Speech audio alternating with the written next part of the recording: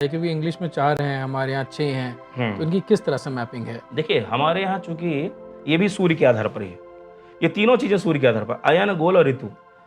अब चूंकि आधुनिक रूप से मोटी मोटी बात ली गई है, क्या नाम है, जैसे सामान्य रूप से तो कहें 3 ही ऋतु होती है, जाड़ा, गर्मी, बरसात, लेकिन उसमें बसंत को लोगों ने जोड़ लिया बाद में जी। कि बसंत भी है, उसके बाद अलग जाड़ा, गर्मी, बरसात कर दिया। लेकिन हमारे यहाँ ऐसा नहीं है। हमारे यहाँ ऋतुओं का जो है, ऋतुएं 6 कही गई हैं और उसको राशियों के आधार पर डिवाइड किया गया है, ठीक है ना। और सूर्य ही किन किन राशियों में रहेगा तो कौन सी ऋतु होगी, तो उसके लिए कहा गया मीन मेष गते सूर्य वसंतः परकीर्तितः। जब सूर्य मीन राशि में जाता है, जैसे इस समय मीन राशि में सूर्य गया है, तो कौन सी ऋतु आरंभ हो गई? वसंत ऋतु आरंभ हो गई। अब इसमें देखिए, पेड़ पौधे खिलखिला रहे हैं, नए नए पौधे लग रहे हैं, सारे जो जितने भी फूल वाले पौधे उसमें फूल आ रहे हैं, ठीक है ना, बौर आ रहा है, सब कुछ आने लगा है, पेड़ अच्छे लगने लगे हैं। अभी जो जाड़ों में मृत प्राय थे, वो सब क्या है, चहकने लगे हैं, पेड़ सजीव दिखने लगे हैं।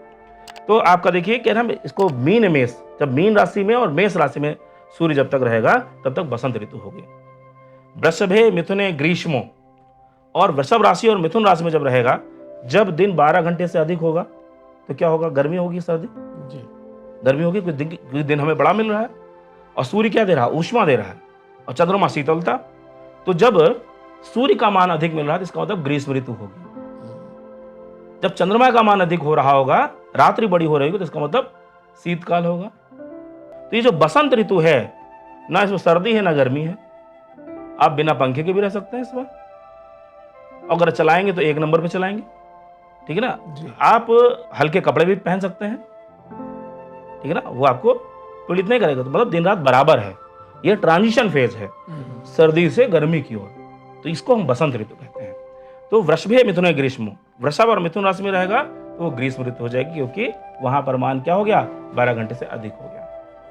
वृषभे मिथुने ग्रीष्मो वर्षा सिंहयत कर्कटे, जो वर्षा ऋतु है, सूर्य सिंह राशि में और कन्या राशि में जब रहेगा तो क्या हो जाएगा? कर्क राशि में रहेगा, कर्क राशि और सिंह राशि में रहेगा, तो उसको हम वर्षा ऋतु कह देंगे। तो इसका मतलब सूर्य दक्षिणायन हो गया, और जब दक्षिणायन हो गया तो वर्षा ऋतु का आरंभ हो गया, वहीं से वर्षा आरंभ हो गया, 2 महीने के लिए वर्षा ऋतु कहा गया। फिर उसके बाद कहते हैं कन्यायाम तुलायाम च शरदम ऋतुम उदाहरता। कन्या और तुला राशि, ये लगभग वही सितंबर का पीरियड है, तो वहां पर क्या होता है? उसको हम शरद ऋतु कहते हैं।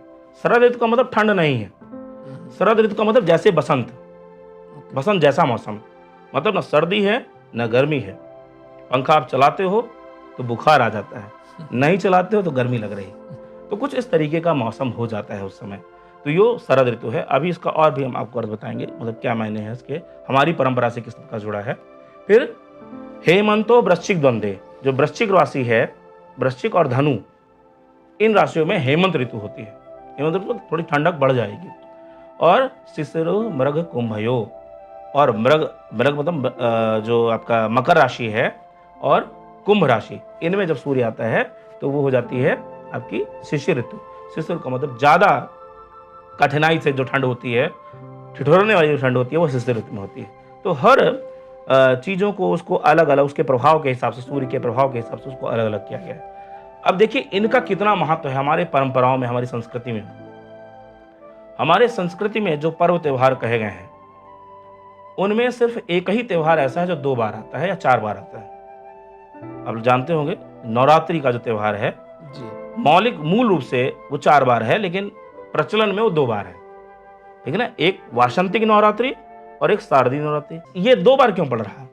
बाकी होली दिवाली इतने बड़े बड़े त्योहार था, उसको 2 बार कर देते तो और आनंद आता, लेकिन नहीं, नवरात्रि को ही 2 बार रखा गया और 9 दिन का रखा गया, 1 दिन का भी नहीं है।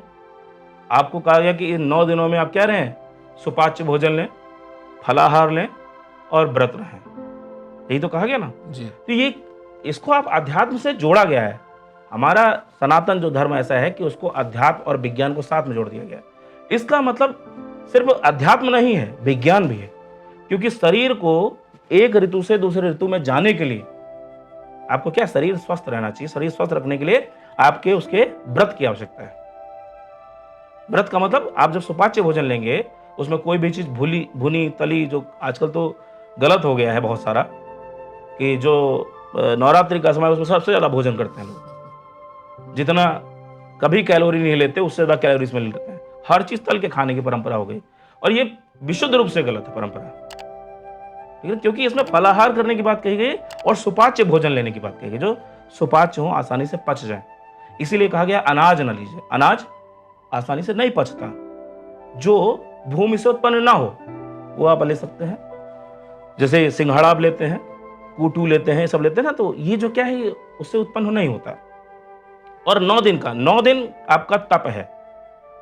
आप अगर 9 दिन इसमें व्रत रह लिए ठीक से, सुपाच्य भोजन करके, मतलब आजकल की व्रत की परंपरा के हिसाब से नहीं, तो आप निश्चित रूप से बरसात उसमें जो शीत ऋतु थी, जो शीतल मतलब ऋतु थी, जो जाड़े का समय था, जाड़े से गर्मी में प्रवेश कर रहे हैं, तो उसमें कहीं ना कहीं ठीक से आप प्रवेश कर जाएंगे और आपको कोई भी विकार नहीं उत्पन्न होंगे। नहीं तो जाड़े के विकार जो है वो गर्मी तक शिफ्ट कर जाएंगे और इसमें आपको दिक्कत ज्यादा होगी।